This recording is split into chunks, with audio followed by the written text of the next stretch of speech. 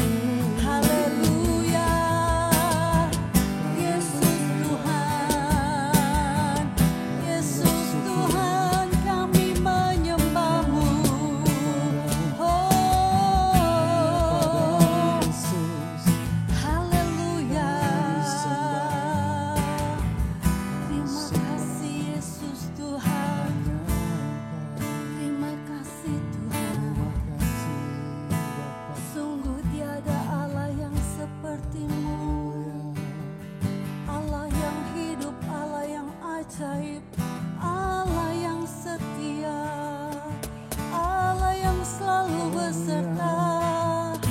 Kami anak-anak-Mu. Terima kasih Tuhan. Kami bersyukur Kau telah menebus kami dengan darah yang mahal, dengan korban-Mu di atas kayu salib. Terima kasih Tuhan, Kau sudah menebus dosa-dosa kami. Engkau mengangkat kami jadi anak-anak-Mu.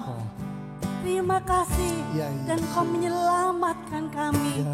Terima kasih Yesus. Terima kasih, dan kami tahu hidup kami bukan milik kami lagi, tapi milik-Mu Yesus. Dan kami mau hidup bagi Engkau Yesus, Tuhan penebus kami yang hidup. Haleluya. Ini hidup kami, ambil alih seluruhnya Tuhan. Karena hidup ini bukan milik kami lagi, tapi milik-Mu Yesus. Haleluya. Terima kasih Yesus.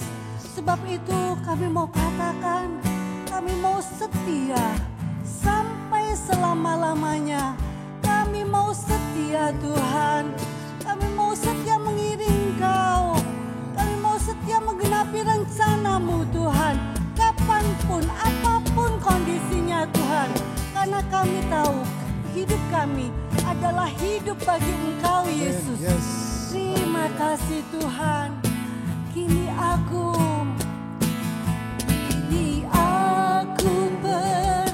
percaya, amin. Tiada yang mustahil bagimu. Kuasa-Mu kuatkanku, dasarku berharap. Katakan aku berserah. Kini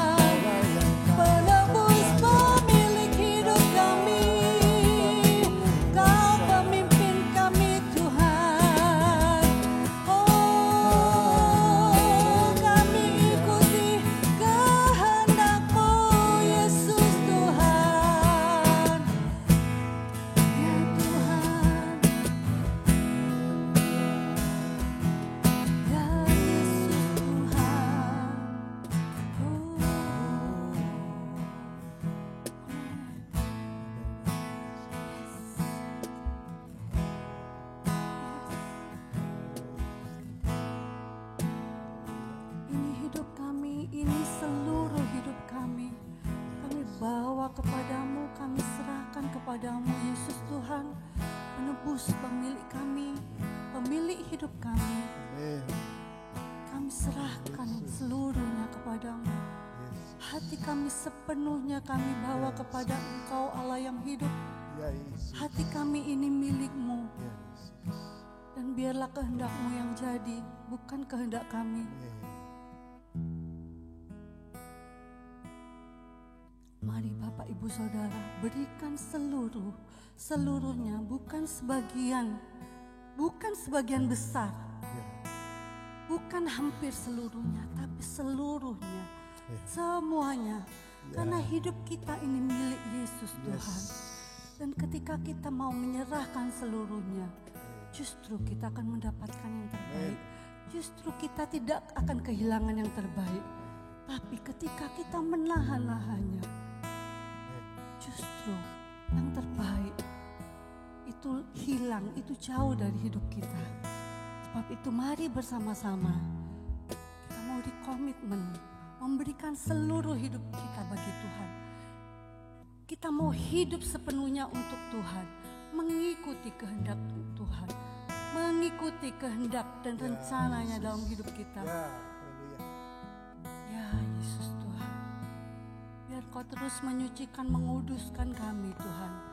Dan kami percaya dengan kuat kuasa-Mu, kami sanggup, kami bisa Tuhan menggenapi rencana-Mu dalam hidup kami.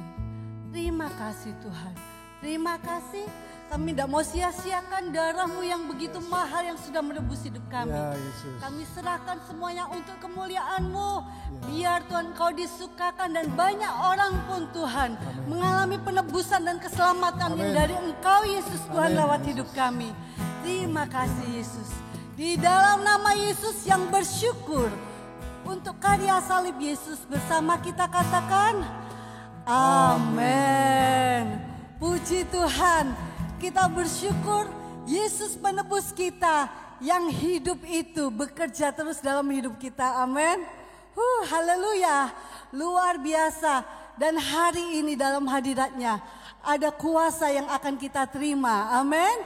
Ada urapan baru yang kita terima. Itu mengalir, sebab itu mari dengan iman buka hatimu dan terima kuasa urapan yang baru yang mengalir atas setiap kita.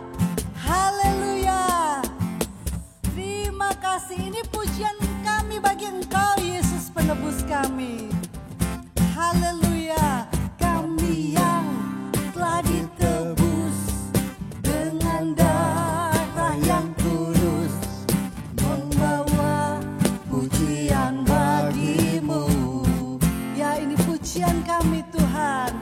Kami bait kudus-Mu sebagai bukti karya-Mu apa? Nyatakan Kau besar dan hidup. Mari terus berlari sampai tujuan, mendapatkan mahkota kekal. Kami terima kuasa-Mu, amin. Kami terima kemenangan yang Engkau sediakan, untuk kami bawa di setiap langkah. Dimanapun kami berdiri, kemanapun kami kan pergi, di situ pasti mujizat pun terjadi. Amin. Sebab selalu Engkau menyertai setiap kami. Haleluya. Kami yang telah ditebus, amin. Terima kasih untuk darah-Mu Yesus. Ya, ini pujian bagi Engkau Yesus penebus yang hidup. Amin. Ya, kami bukti karya-Mu, nyatakan Kau besar dan hidup. Mari terus berlari bersama, berlari sampai tujuan, mendapatkan mahkota kekal. Kami terima kuasa-Mu Tuhan, amin. Kami terima kemenangan yang Kau sediakan, untuk kami bawa di setiap langkah. dimanapun kami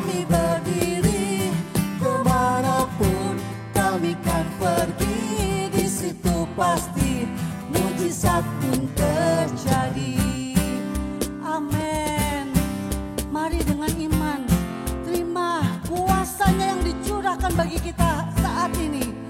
Terima urapan yang baru, mengalir, memulihkan, membebaskan. Ada terobosan yang Tuhan kerjakan dalam hidup kita. Mari bangkit bagi Yesus, hidup bagi Yesus. Haleluya. Oh, katakan berlari sampai tujuan, mendapatkan mahkota kekal. Kami terima kuasa-Mu Tuhan, kami terima kemenangan yang Engkau sediakan untuk kami bawa di setiap langkah. Dimanapun, kemanapun, amin. Di situ pasti mujizat pun terjadi. Katakan dimanapun, imani itu, ya percaya itu. Di situ pasti mujizat pun sekali lagi katakan dimanapun kami berdiri. Amin. Tangkap dengan imanmu. Yes. Di situ pasti mujizat pun karena ada Engkau selalu bersama kami. Di situ pasti mujizat pun terjadi.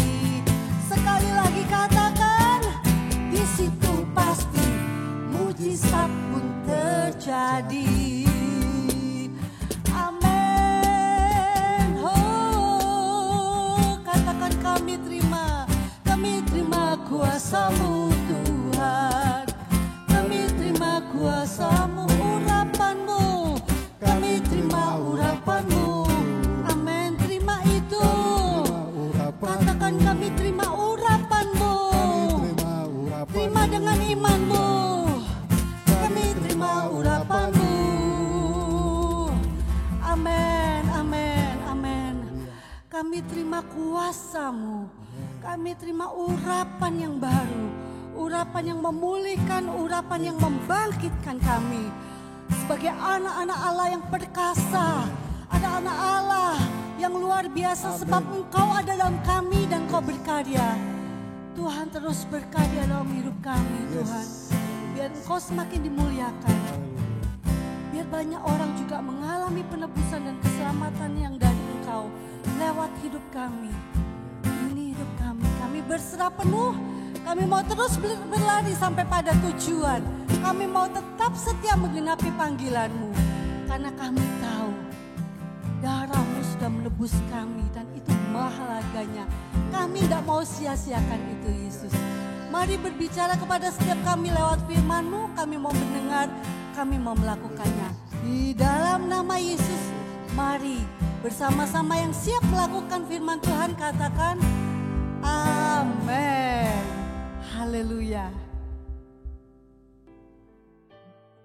Bapak Ibu, sebuah penelitian tentang 100 orang milioner membuktikan bahwa kunci kesuksesan mereka adalah kemampuan melihat hal yang baik dalam diri orang lain. Para milioner ini adalah pembangun sesama, bukan pengkritik. Mereka memberdayakan dan memberi dukungan-dukungan positif kepada anggota tim untuk menjadi orang-orang yang terbaik. Bapak, Ibu, Saudara, hari ini topik saya adalah kasih mempercayai yang terbaik. Dalam ibadah perjamuan kudus hari ini, tentunya kita mengingat dan mau mempraktekkan selalu kasih Yesus yang sangat luar biasa dalamnya untuk kita. Bagaimana seharusnya setelah kita mengalami kasih Bapa yang sangat-sangat dalam itu, kita harus juga mempercayai yang terbaik terhadap sesama. Mempercayai yang terbaik pada hidup orang lain. Di dalam 1 Korintus 13 ayat 7 versi BIMK Ia, yaitu kasih, tahan menghadapi segala sesuatu dan mau percaya akan yang terbaik pada setiap orang. Dalam keadaan yang bagaimanapun juga, orang yang mengasihi itu tidak pernah hilang harapannya dan sabar menunggu segala sesuatu. Kasih tahan menghadapi segala sesuatu dan mau percaya akan yang terbaik pada setiap orang. Dalam keadaan yang bagaimanapun juga, orang yang mengasihi itu tidak pernah hilang harapannya dan sabar menunggu segala sesuatu. Dalam berbagai khotbah tentang kasih, yang ayat 7 ini paling jarang dibahas. Tetapi Tuhan menaruh di dalam hati saya untuk hari ini membagikan kebenaran dari aspek kasih 1 Korintus 13 ayat 7 ini. Di dalam ayat ini ada 4 poin kasih yang sebenarnya itu adalah suatu kesatuan. 4 menjadi 1. Apa 4 poin itu?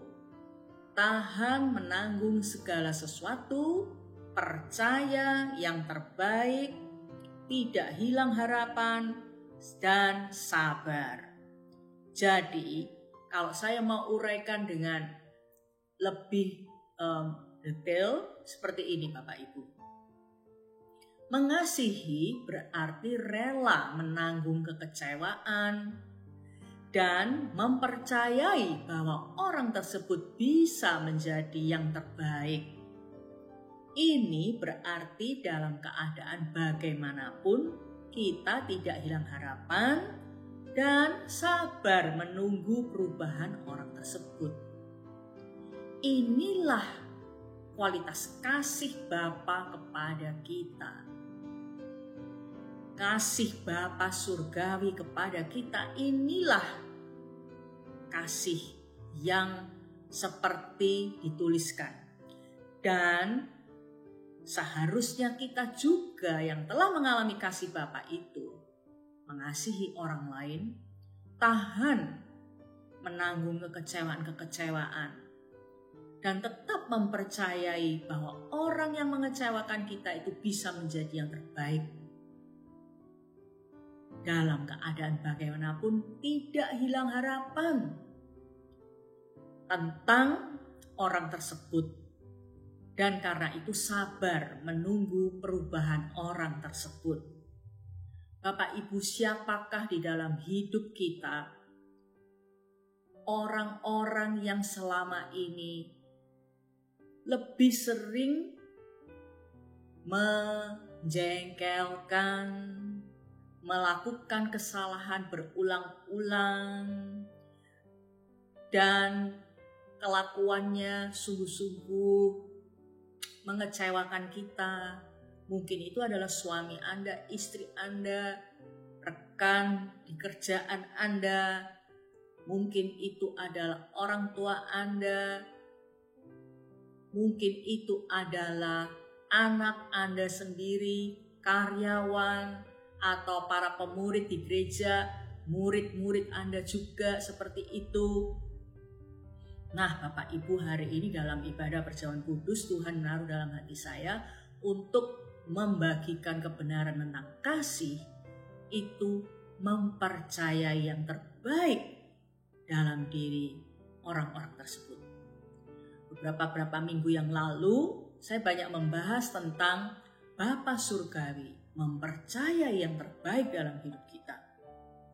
Dia percaya bahwa kita bisa berubah menjadi orang yang terbaik. Dan Dia mengasihi kita dengan kasih mesra yang tidak pernah habis, meskipun kita banyak mengecewakan Dia.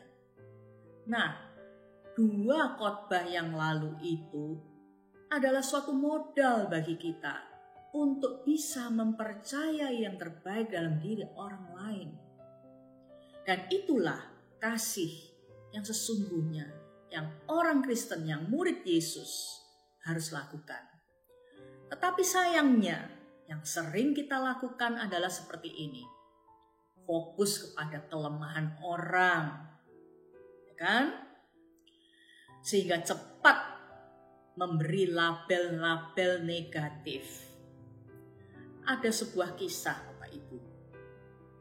Pada suatu hari ada seorang guru yang memberi soal ulangan dan membagikan secari kertas kepada setiap murid dalam kelas itu.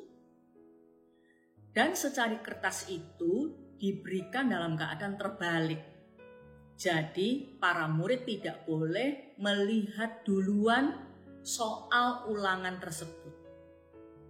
Jadi setelah guru tersebut membagikan secari kertas pada setiap muridnya, kemudian setelah semua menerima kertas soal ulangan itu, dia suruh mereka membuka. Ketika mereka membuka, ternyata sangat mengherankan. Soal ulangan yang tertulis dalam secari kertas itu adalah seperti ini, Bapak Ibu. Secari kertas kosong dengan titik hitam di tengah. Lalu para murid ini keheranan. Mereka mulai menjawab, wah, titik hitam itu adalah bahwa kita harus fokus. Ya, yang lain bilang, oh, titik hitam ini berarti kita kalau memanah harus tepat sasaran, dan berbagai-bagai jawaban fokusnya pada titik hitam. Bapak Ibu, kemudian guru itu berkata seperti ini. Setelah semua jawaban diterima, guru ini mengatakan, hari ini soal ulangan ini tidak saya nilai. Tetapi ini tujuannya untuk memberi suatu pelajaran dalam kehidupan kita masing-masing. Lihat, ketika saya bagikan secari kertas dengan titik hitam di tengah, kalian semua fokus sama titik hitamnya. Kenapa kalian tidak fokus kepada bidang putih yang sangat besar ini kalau dibandingkan titik hitam itu? Kenapa kalian tidak fokus pada bidang putih yang luas ini, yang besar ini? Kenapa fokus sama titik hitam? Itulah kelemahan kita semua. Kita selalu fokus sama hal-hal yang jelek dalam kehidupan kita, dalam kehidupan sesama kita. Kita lupa bahwa sebenarnya banyak hal yang baik yang ada dalam kehidupan kita dan ada dalam kehidupan sesama kita. Tapi sayangnya kita terlalu fokus sama yang hitam kecil ini. Wah, menarik bukan? Itu semua yang sering kita lakukan, Bapak Ibu. Kita fokus kepada kelemahan seseorang. Sebenarnya orang tersebut punya banyak kebaikan, banyak kelebihan. Tapi kalau sudah ada kesalahan, kekurangan, itu aja yang nyantol di pikiran kita. Sehingga ada pepatah mengatakan, setitik nila merusak susu sebelanga. Ya kan? Sehingga kita cepat memberi label-label negatif pada sesama kita. Kita membiarkan diri kita tertular virus kekecewaan. Saya ingat beberapa waktu yang lalu Pak Harun khotbah tentang melepaskan rantai kekecewaan. Itu yang firman Tuhan ajarkan. Tapi sayangnya kita sering membiarkan diri kita tertular virus kekecewaan justru. Sehingga kita ikut dengan kekecewaan teman kita, ikut mengingat, mengecap, melabel negatif orang tertentu. Dan juga yang sering kita lakukan itu seperti ini karena kita ini belum bisa mengalami kasih mesra Bapa Surgawi. Kalau kita belum bisa mengalami kasih mesra Bapa Surgawi, memang hati kita akan cenderung fokus pada kelemahan seseorang. Maka karena itu, 2 khotbah yang terdahulu, yang dimana saya mengajarkan kasih mesra Bapa, bagaimana Bapa memandang kita dengan pandangan kasih, dan Dia percaya yang terbaik pada kita, itu harus kita alami, kita harus lakukan, praktekkan. Sehingga hati kita tidak ada ruang untuk terus mengingat kesalahan orang dan ngecap orang dan fokus pada orang, sehingga kita akan percaya bahwa selamanya orang itu akan terus, murid kita, anak kita, pasangan kita akan terus seperti yang sekarang yang mengecewakan itu. Bapak Ibu, sekali lagi saya baca di dalam Filipi 2 ayat 1 bahwa di dalam Kristus ada nasihat, ada penghiburan kasih, ada persekutuan roh, ada kasih mesra dan belas kasihan. Saya mau ulangi lagi bahwa kasih mesra itu inward affection, kasih sayang batin yang tumbuh dari batin, dalam sekali. Bukan kasih yang pura-pura, bukan kasih yang secara permukaan. Kasih mesra itu juga tender mercy, belas kasihan yang lembut, ada kelembutan, ada belas kasihan di dalam hati kita. Bapak Ibu, di dalam pelayanan, saya selalu bermodalkan kasih Bapa. Ketika saya tidak sanggup mengasihi orang-orang yang mengecewakan dan menginjak-injak harga diri saya. Pada suatu hari, tidak terlalu lama, mungkin kira-kira 2 bulan yang lalu, dalam pemuritan one-on-one, saya terkejut sekali.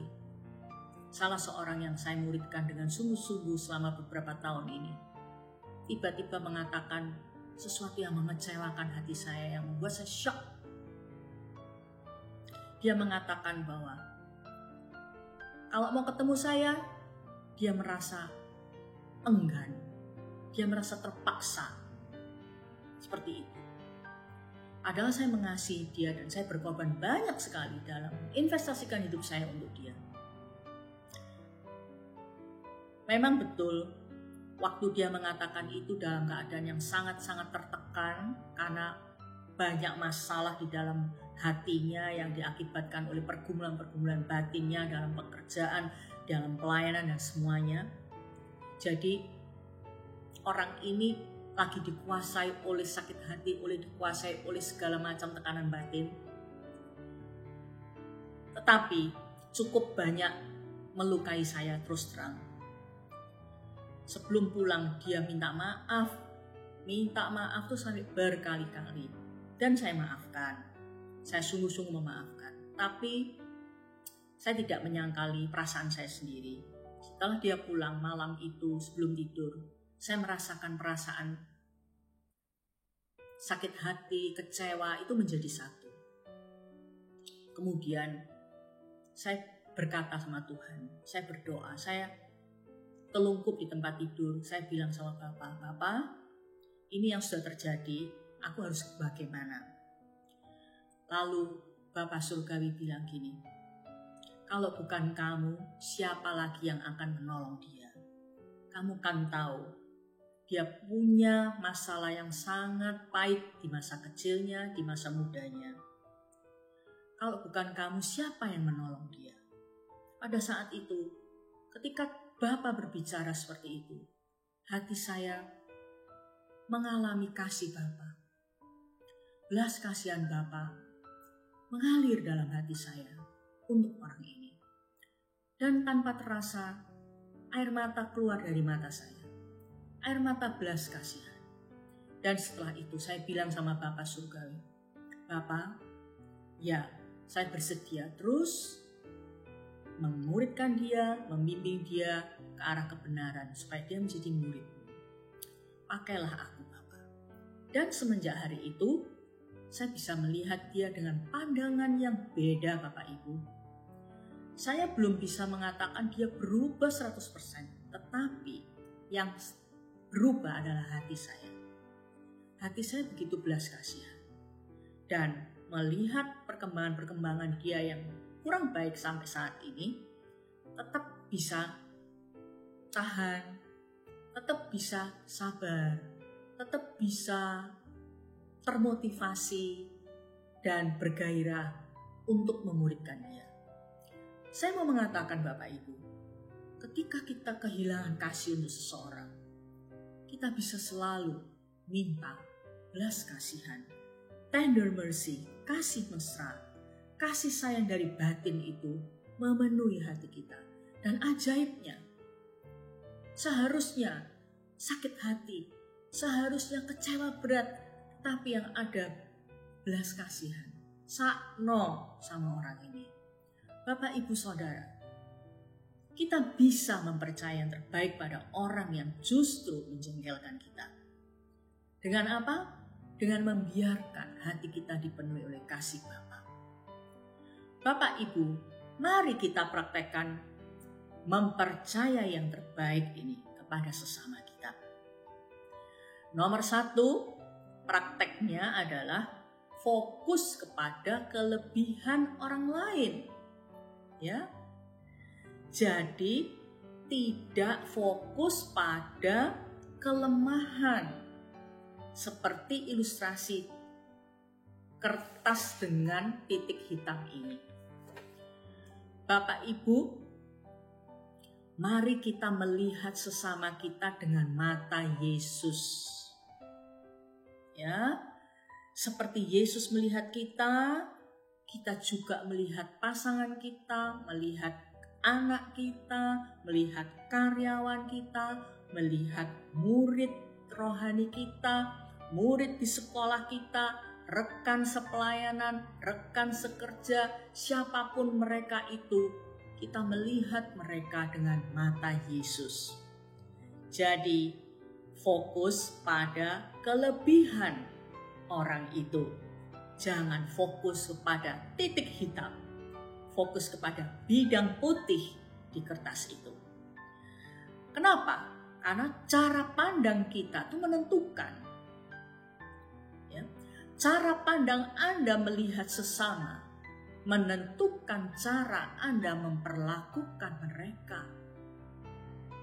Dan cara Anda memperlakukan mereka menentukan akan jadi apa mereka nantinya. Seperti yang tadi saya bilang, murid saya ini belum menunjukkan perubahan yang signifikan, tetapi yang berubah adalah ini. Di mana dia bisa melihat saya memperlakukan dia dengan tetap baik, bahkan tetap perhatian sama dia, dan mulai melihat kelebihan-kelebihan dia, Bapak Ibu, sehingga pada suatu hari dia berterima kasih pada saya baru-baru ini, dan berkali-kali mengatakan bahwa Cik Hana telah menjadi teladan buat saya. Dan di dalam doa dia terharu, menangis sama Tuhan, bilang terima kasih karena Tuhan memberikan Cik Hana dalam hidup saya yang menjadi teladan bagi saya. Bapak Ibu, mengapa? Karena saya telah diberi kasih Bapa, belas kasihan untuk dia. Saya sudah tidak punya kasih sama dia. Saya sakit hati, kecewa berat. Tapi ketika saya membiarkan hati saya dipenuhi kasih Bapa, cara pandang saya kepada dia dengan kasihan itu menentukan dia bisa melihat bagaimana saya memperlakukan dia, dan saya percaya dia akan menjadi seorang murid Kristus yang baik pada masa yang akan datang. Saya sangat percaya. Jadi cara pandang kita melihat sesama menentukan cara kita memperlakukan mereka, dan cara kita memperlakukan mereka menentukan akan jadi apa mereka nantinya. Dan selanjutnya, orang akan bangkit meraih tingkat kepercayaan yang Anda tetapkan baginya. Kalau Bapak Ibu tidak mempercayai dia, maka dia juga akan menjadi orang yang terus-menerus berkelakuan tidak baik. Tetapi kalau kita mempercayai Bapak Ibu, mempercayai anak, mempercayai karyawan, maka dia akan termotivasi untuk meraih tingkat kepercayaannya. Kita tetapkan baginya. Itu sudah pasti Bapak Ibu. Praktek mempercayai yang terbaik yang kedua, yaitu memberi kepercayaan dan memberi kesempatan untuk dia berkembang. Jadilah pembangun. Bagaimana caranya membangun? Melatih, bukan mengkritik. Jadilah pembangun, pelatih, bukan pengkritik. Bapak Ibu, anak kita, murid kita, pasangan kita, karyawan kita berkali-kali berbuat kesalahan. Apalagi orang-orang yang kita punya otoritas sebagai anak buah, sebagai staf, karyawan, murid, anak, berkali-kali membuat kesalahan. Kalau kita hanya mengecam kesalahannya dan mengkritik kesalahannya tanpa membangun dan menghargai dia dan melatih, membekali, melatih dia supaya dia bisa berprestasi lebih baik dan menghasilkan pekerjaan-pekerjaan lebih baik, maka orang itu akan terus-menerus kinerjanya tidak baik. Maka marilah kita memberi kepercayaan dan kesempatan, dan di dalam kepercayaan dan kesempatan itu kita terus-menerus melatih, membangun, bukan mengkritik. Seperti kunci kesuksesan 100 miliuner yang diriset itu ya. Jadi fokusnya adalah membangun orang, melatih, bukan hanya mengecam kesalahannya dan mengkritik terus-terusan. Di dalam Efesus 4 ayat 29 dari Terjemahan Sederhana Indonesia, ketika kamu berbicara, janganlah sampai kata-kata kotor keluar dari mulutmu, atau kata-kata yang menyakiti hati orang lain, tetapi bicaralah seperlunya supaya perkataanmu menolong, mendatangkan kebaikan, dan menguatkan orang-orang yang mendengarnya. Menolong, mendatangkan kebaikan, dan menguatkan. Perkataan lidah kita ini bisa menolong orang, menguatkan semangat orang, motivasi orang, dan mendatangkan kebaikan bagi orang-orang yang mendengarnya. Jangan kata-kata yang meruntuhkan semangat, menghina, merendahkan, menyindir, kata-kata yang kotor semua itu jangan sampai keluar dari mulut kita. Di dalam Efesus 4 ayat 32 dari terjemahan baru, hendaklah kamu ramah seorang terhadap yang lain, penuh kasih mesra dan saling mengampuni, sebagaimana Allah di dalam Kristus telah mengampuni kamu. Tadi di dalam di dalam Filipi 2 dikatakan dalam Kristus ada kasih mesra. Sekarang di dalam Efesus 4 ayat 32, hendaklah kita ramah dan penuh kasih mesra. Jadi kasih mesra ini juga harus ada di dalam hati kita bagi sesama kita. Siapa orang-orang di komsel Anda yang selalu membuat hati Anda cenderung kecewa dan jengkel dan gak seneng melihatnya? Di dalam komunitas yang lain Anda dapati juga orang-orang seperti itu. Tapi firman Tuhan katakan, hendaklah hati kita penuh kasih mesra, kasih yang lembut yang berasal dari batin, ya. Bukan hanya sekedar mau menyapa dan hahihi, tapi dari hati, dari batin.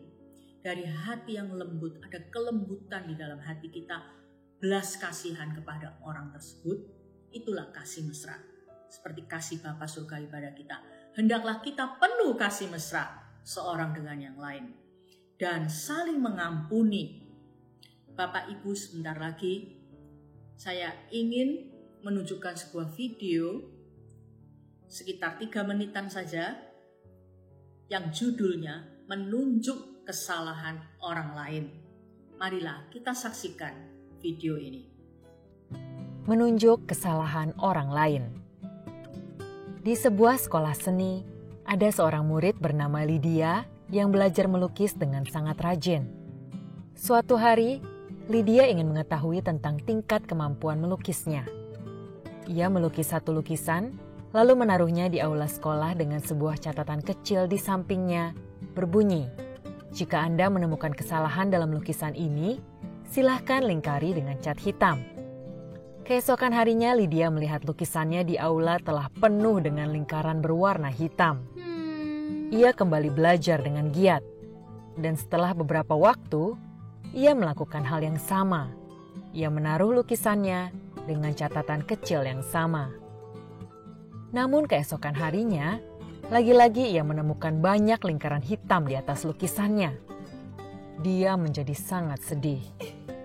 Di kelas, gurunya melihat bahwa Lydia tampak sedih. Jadi gurunya bertanya, "Lydia, apa yang terjadi? Mengapa kamu tampak begitu sedih?" Lydia menjawab. Jadi begini Pak Guru. Lalu Lydia menceritakan semuanya. Gurunya kemudian berkata, "Coba, kamu buat lagi satu lukisan terbaikmu. Namun, kali ini kamu ubah catatannya. Tulislah begini, siapapun yang menemukan kesalahan pada lukisan ini, silahkan perbaiki." Lydia mengikuti apa yang dikatakan gurunya.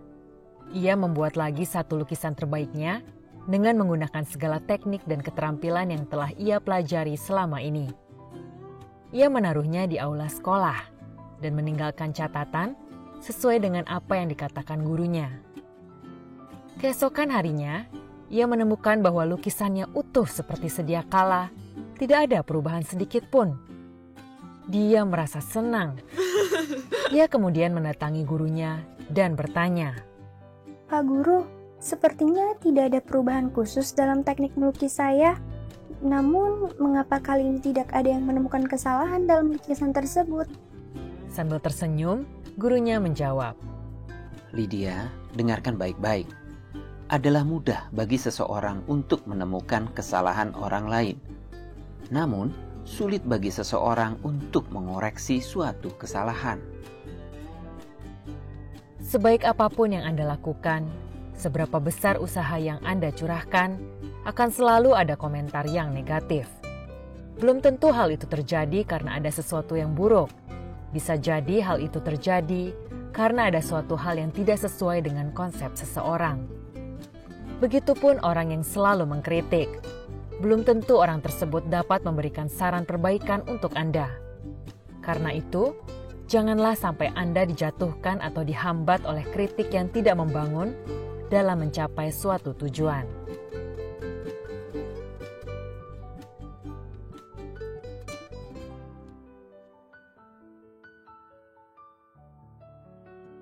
Nah, dari video ini Bapak Ibu jelas sekali. Kritik itu kebanyakan meruntuhkan semangat orang lain. Ya, marilah kita menjadi pembangun orang lain. Pembangun semangat orang lain. Pembangun motivasi orang lain. Itulah kasih. Masa kita kalah sama para milioner yang mungkin bukan orang Kristen, mungkin belum pernah mengalami kasih mesra Bapa Surgawi. Jangan mau kita kalah. Kita yang murid-murid Yesus yang sudah mengalami kasih mesra Bapa Surgawi, harusnya kita bisa juga seperti mereka. Menjadi pembangun semangat orang lain. Membangun motivasi orang lain sehingga orang lain itu termotivasi untuk meraih yang terbaik dalam diri mereka. Dan dengan mereka meraih yang terbaik, kontribusi terhadap perusahaan, terhadap gereja, terhadap komsel, terhadap pekerjaan kita, terhadap keluarga kita akan pasti juga membaik. Prestasi terbaik orang yang kita percaya itu pasti akan berimbas langsung kepada hidup dan pekerjaan atau pelayanan kita. Marilah kita menjadi pembangun orang lain, bukan pengkritik yang menjatuhkan. Prakteknya bagaimana Bapak Ibu? Mulai sekarang, mulai belajar untuk menghargai orang lain. Dan memberi kepercayaan, kesempatan dan melatih, membangun dengan melatih, supaya kesalahannya itu bisa berubah menjadi performance, menjadi prestasi yang membanggakan. Praktekkan ini kepada anak Bapak Ibu, kepada rekan sekerja, kepada karyawan Anda, kepada murid rohani Anda, kepada siapapun yang Tuhan tempatkan di sekeliling kita yang membutuhkan kasih mesra Bapa Surgawi melalui kita. Saat perjamuan kudus hari ini, mari kita perbarui komitmen kita untuk membangun, untuk mempercayai, untuk mengharapkan yang terbaik, dan sabar menanti perubahan sesama. Jangan meninggalkan mereka, jangan berpikir Tuhan ini taruh orang yang salah di sekeliling saya. Lebih cepat Tuhan singkirkan, lebih baik. Jangan kita bersikap seperti itu, karena Tuhan sedang melatih kita, sedang memakai kita untuk menjadi alat Tuhan, mengalirkan kasih mesra, kasih yang tak bersyarat, yang seperti Kristus berikan pada kita, kepada sesama kita itu. Bersyukurlah untuk orang-orang yang sulit, orang-orang yang keras, orang-orang yang sering menjengkelkan Anda, membuat Anda tidak sabar. Bersyukurlah untuk mereka, karena melalui mereka Tuhan sedang mendidik dan melatih kita untuk memiliki kasih mesra Yesus, menjadi pembangun orang lain, mengukir sejarah dalam hidup orang itu, sehingga nanti pada suatu hari mereka akan melihat ke belakang dan berterima kasih kepada kita. Gara-gara kamu sabar, gara-gara kamu selalu memberi kepercayaan, gara-gara kamu selalu mengharapkan dan percaya bahwa aku bisa berubah, aku bisa menjadi yang terbaik. Sekarang aku jadi orang yang berhasil. Terima kasih. Itulah kasih yang Tuhan taruh di dalam hati saya untuk diberikan pada saat ibadah perjamuan kudus hari ini. Bapak Ibu, mari kita siapkan hati kita untuk masuki perjamuan kudus. Bapak Ibu siapkan roti, mari kita ambil roti, biskuit atau apa yang sudah disiapkan. Mari kita angkat roti ini dengan tangan kanan kita. Bapa di surga, hari ini kami telah menerima firman-Mu. Kami bersyukur bahwa Engkau berkorban habis-habisan, menyerahkan hidup-Mu untuk kami. Kasih mesra yang luar biasa itu biar memenuhi hati kami. Dan kami bisa juga mempercayai yang terbaik pada orang lain. Mengharapkan yang terbaik, tidak pernah hilang harapan, dan sabar menunggu perubahan sesama kami. Tuhan, biar melalui perjamuan kudus, hati kami dipenuhi oleh kasih mesra Bapa saat ini dan seterusnya. Bapak, Ibu, Saudara, roti yang kita angkat dan ucapan syukur ini adalah persekutuan dengan tubuh Yesus. Mari kita makan bersama-sama dengan mengatakan di dalam nama Yesus.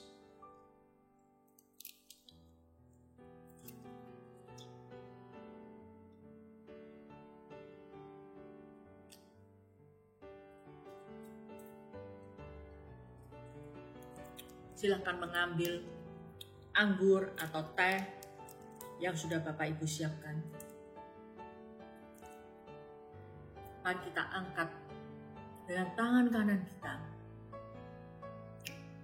Bapa Surgawi, kami bersyukur dosa kami yang banyak telah diampuni oleh darah-Mu.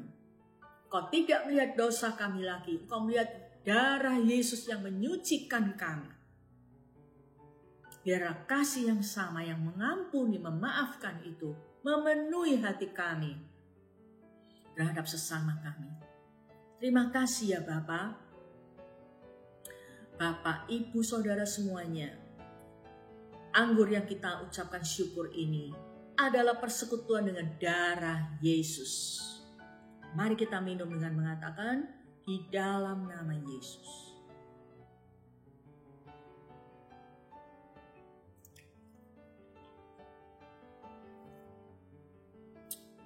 Terima kasih Bapak. Kami mohon Bapa, Engkau penuhi hati kami dengan kasih-Mu. Aku berdoa Bapa, supaya Bapak, Ibu, Saudara yang ada di rumah masing-masing sedang beribadah hari ini mengalami kasih mesra-Mu Tuhan. Mereka sungguh-sungguh bukan hanya tahu, tapi mereka mengalami. Setiap kali mereka kehilangan kasih untuk sesama orang-orang tertentu, mereka akan datang kepadamu dan dipenuhi lagi dengan kasih, dengan belas kasihan-Mu Bapa. Sampai mereka bisa berhasil mengasihi dan tetap sabar menunggu perubahan, mempercayai yang terbaik dan mengharapkan yang terbaik pada orang-orang itu. Terima kasih Tuhan, pakailah hidup kami menjadi murid-murid Kristus yang hidup di dalam kasih, yang hidup mengasihi, mengharapkan, mempercayai yang terbaik, seperti Engkau mempercayai yang terbaik dalam diri kami. Terima kasih Bapa Surga untuk firman-Mu berbicara lebih lanjut. Roh Kudus, mampukan kami untuk mempraktekkan kebenaran hari ini. Di dalam nama Yesus kami berdoa. Amin. Bapak, Ibu, Saudara, doa mengubah apa yang tidak mungkin menjadi mungkin. Kalau Bapak, Ibu setia berdoa, maka kasih Tuhan akan sungguh-sungguh terjadi dalam hidup saudara. Bapak, Ibu, saya mau umumkan sekali lagi bahwa ibadah kita sekarang dimulai jam 9, bukan lagi jam 11. Ya, mungkin terbiasa jam 11, saya ingatkan lagi, untuk seterusnya ibadah online kita adalah pukul 9 waktu Indonesia Barat. Dan saya selalu mau menghimbau jemaat Kristus Pencipta untuk beribadah bersama-sama pada waktu yang sudah kita sepakati. Bapak Ibu, sekarang mari kita akan berdoa untuk 3 pokok doa. Menteri Keuangan, Menteri Perdagangan, Menteri Perekonomian, dan pihak-pihak yang terkait diberi hikmat agar dapat membuat keputusan yang tepat untuk mengatasi dampak resesi ekonomi di Indonesia. Kita perlu sungguh-sungguh berdoa. Tidak mudah bagi pemerintah karena resesi sedang terjadi dalam perekonomian kita akibat krisis pandemi. Kita perlu sungguh-sungguh berdoa. Kita juga mau berdoa agar operasi justisi yang dilakukan oleh tim gabungan Satgas COVID-19 TNI dan Polri di seluruh Indonesia untuk menegakkan dan menerapkan protokol kesehatan terhadap masyarakat berhasil menekan penyebaran COVID-19. Kita terus mendoakan hal ini. Yang terakhir, kita juga mau berdoa agar Bapa di surga mengurapi dan memakai para pengajar di Disciple TV yang tayang setiap hari Rabu untuk memperlengkapi para pemurid dalam memuridkan. Peranan para pemurid di gereja kita sangat-sangat penting, membutuhkan dukungan doa Bapak Ibu semuanya. Dan melalui program Disciple TV tiap hari Rabu itu agar Tuhan mengurapi kami yang mengajar sehingga Roh Kudus bergerak dalam pemuridan di gereja kita. Mari kita berdoa bersama-sama. Bapa di surga, kami mau berdoa untuk Menteri Keuangan, Menteri Perdagangan, Menteri Perekonomian, dan semua pihak yang terkait. Engkau beri hikmat agar dapat membuat keputusan yang tepat untuk mengatasi dampak resesi ekonomi di Indonesia. Bapa, kami sungguh membutuhkan uluran tangan-Mu, membutuhkan pertolongan-Mu, membutuhkan hikmat-Mu bagi pemerintah kami. sehingga resesi ini tidak akan berkepanjangan untuk Indonesia. Khusus hamba berdoa untuk umat Kristen di Indonesia, agar Tuhan selalu memelihara umat-Mu, anak-anak-Mu di dalam pemeliharaan yang ajaib.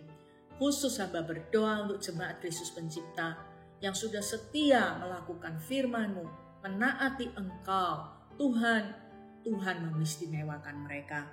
Tuhan membedakan dalam masa resesi. Mereka tidak akan berkekurangan.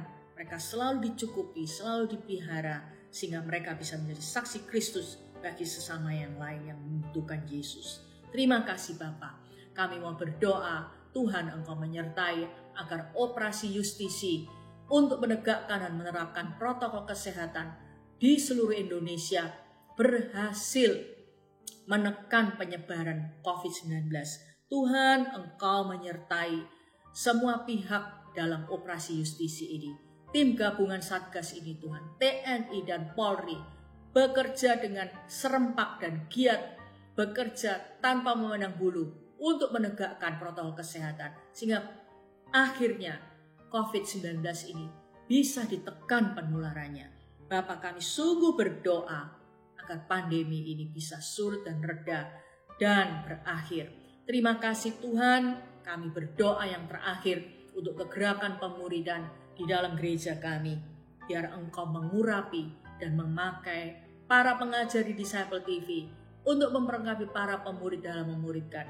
Dan kami berdoa agar hati para pemurid selalu dipenuhi dengan belas kasihan Bapa Surgawi, memandang murid-murid mereka seperti Bapa memandang mereka, dan mengasihi, mempercayai, mengharapkan yang terbaik, sehingga Tuhan, pemuridan di gereja kami berhasil. Kami menjadi jemaat yang menyenangkan Engkau, menghasilkan murid-murid yang sejati, melakukan amanat agung-Mu. Terima kasih ya Bapa.